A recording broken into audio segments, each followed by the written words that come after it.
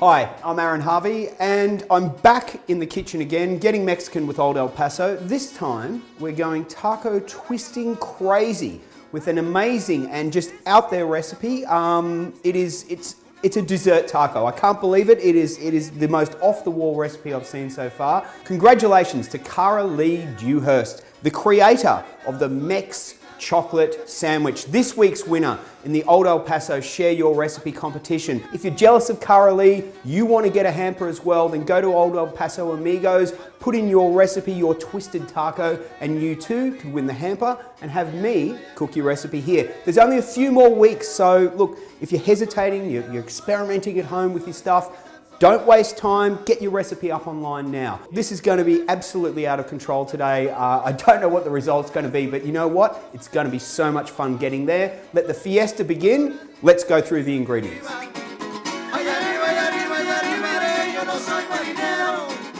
For the Mex chocolate sandwich, we need the following items. We need the soft tacos. We're going to need about 200 grams of dark chocolate, half a cup of chopped pistachio nuts, a tin of pre-made caramel, or you can make your own at home, and a soupçon of chili, which is just really going to bring the whole thing alive. It's going to be great. Of course, it wouldn't be much without vanilla ice cream, which is our last ingredient. We'll need a couple of scoops of that for the sandwich. So we're about to start on this wonderful Mex chocolate sandwich. Let's get a couple of our ingredients ready to go. We're going to be using the Old El Paso chili seasoning here. Now this isn't actually part of the normal taco kit. This is actually sold on its own. You can get it at any of the supermarkets in the area where all of your other Old El Paso products are. Fantastic stuff this, so make sure you pick some up and have it at home in the cupboard, ready to cook at any time.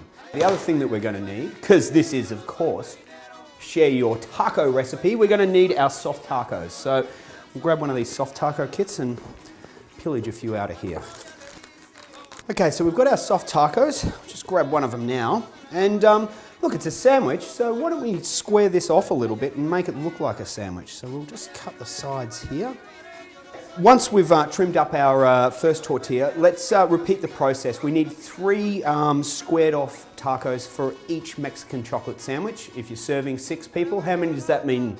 You need 18, that's right. So times everything by 3, however many people you're serving, and you'll be good to go. Okay, so we've chopped up all of our soft tacos. There's a nice little neat pile right here. We've got our chocolate ready to go, so we're gonna head over and melt down our chocolate, add the Old El Paso chili seasoning, and yeah, get a start on this Mexican chocolate sandwich. Okay, to start off the recipe, we're gonna have to melt our chocolate. So what we've got here is a saucepan of boiling water, a little metal bowl we're gonna put on top. We don't wanna burn our little fingers. So we'll use a tea towel, basically to hold this one, and we're going to grab our chocolate now, break this chocolate up and put it in here. So we've got our chocolate melting away. This is going to take a little while to melt. The reason we're using the double boiler is basically we want to have a gentle temperature coming up that's going to, you know, it's not going to burn the chocolate. So it may take a little while, but this is the proper way to do it. As you can see, the chocolate's starting to melt here. We're just moving it around, just trying to get the last bits melted down. Now, what we're going to do quickly is going to get a little bit of chili seasoning. Now, I don't want to put in a lot, so just a little bit at a time. Have a taste, make sure it tastes good. We don't want to spice in this. All we really want to do is just open up our palate. So just mix that in. Wonderful, we're ready to go. We're going to move this chocolate over to the bench and start getting the chocolate sandwich ready to go. Okay, we've melted our chocolate. It's time to get the chocolate onto the tacos. Lay a couple down on the baking tray like this. And with our trusty brush, let's do some painting.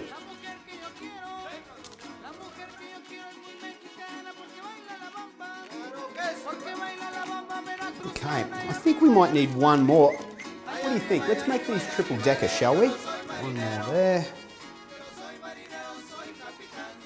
So, we've painted the first side of our taco. These have got to go into the freezer until they harden up. I think it'll probably take about, I don't know, 10 minutes. Let's put it in there now, bring them out and do the other side. Okay, it's been about 5 minutes. We're just going to flip these over really quickly. Now, this is a bit of a race against time, this part, because obviously you don't want to melt the layer underneath. So If you're good at painting your house, you'll probably be good at this kind of stuff as well. We've got our second layer of chocolate on. These are almost ready to go back in the freezer, but hey, I think we need some pistachios on these, so let's give them a little bit of a fine drizzle on top. Get a little layer of pistachios going. Okay, these are ready to go back in the freezer. Let this side harden up as well. And then comes the good bit. We're going to be putting ice cream in the center. Can't wait. Okay, so we've had our soft tacos in the freezer for about 5 minutes now. But, you know, what's a Mexican chocolate sandwich without the filling? We need to put the ice cream, the caramel in these ones and finish them off. Let's go to the freezer now and get them out. Look at that. Well, we're almost there. I think we need to put a little bit of ice cream inside. As I said, we're going to make these triple decker today. Grab a bit of a spoon here.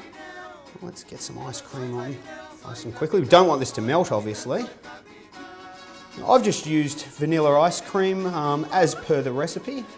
If you want to change your ice cream's flavour at all, feel free. I think you know, there's probably a few flavours that go well. Pistachio ice cream would be a bit of fun.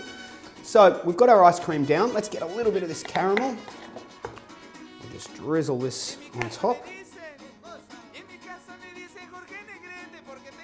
So we're going to make this triple decker. We're going to be a bit decadent today, so we're going to push this down. And repeat the process again. Get some ice cream, get it on top. Oh, you can see this is melting already. We're going to have to speed this along. Down. Some more of our caramel. Ooh. This is fantastic. That all in there and finish it off. Now this is going to go back in the freezer so it can harden up. We're going to return this now. I think it should take about 5 or so minutes, but all the time that I'm talking means that it's melting. So let's get it back in now. Okay, so we've constructed our fantastic Mexican chocolate sandwich. We've had it in the freezer. We've got all the ice cream and caramel all hardening up, so this is going to be fantastic. I hope it works. Let's get it out and see. I think we've turned out pretty well. Cara Lee, I hope I've done your recipe justice. Put it here on our plate. And it is a Mexican chocolate sandwich, so maybe a tad of a chili, just to remind us of that fantastic Old El Paso chili seasoning which is in there, which to me is the hero of the dish, because in the chocolate, while it doesn't put a spice in there, it really opens up your palate. And the thing about chili is a lot of people are scared because they're scared of the heat. Remember, using a seasoning like that can change the flavor profile without actually adding heat to the dish. Maybe some pistachios around the plate. Okay, Cara Lee, we're done. I hope I've done justice to your fantastic Mexican chocolate sandwich. This has been great, twisting tacos with Old El Paso all day. It's time for me to go, so, ole!